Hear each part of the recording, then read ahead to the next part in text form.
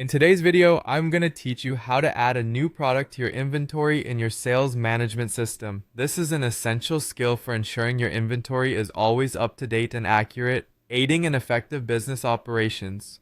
Let's get started by navigating through the menu system. First, you'll need to head to the Sales section. Once you're in the Sales section, locate and click on Products and Services. This area contains all the current products and services you offer. It essentially acts as a central hub for managing what your business has to offer. Now, look out for the New button or link. This option will allow us to add a new item to the inventory. Go ahead and click it. This step opens up a new window or form where all pertinent details about the product can be added.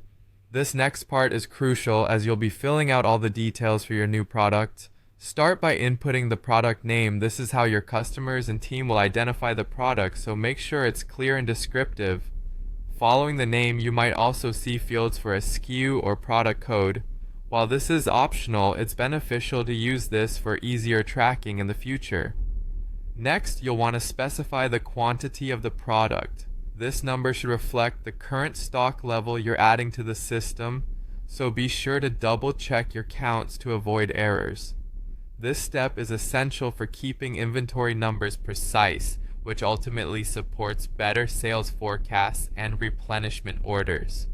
After the quantity, you'll need to enter the cost of your product.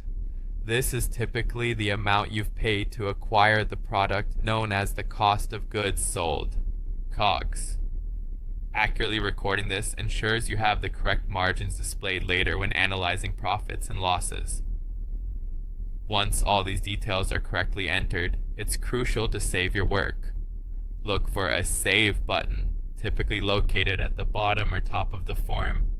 Clicking Save will store all your entered data into the system, officially adding the new product to your inventory records. A confirmation message will usually appear, confirming the addition, so be on the lookout for this to ensure everything has gone through smoothly. And there you have it. By following these steps, you've successfully added a new product to your inventory. Keep practicing these steps each time you receive new stock to maintain accuracy and keep your business running smoothly.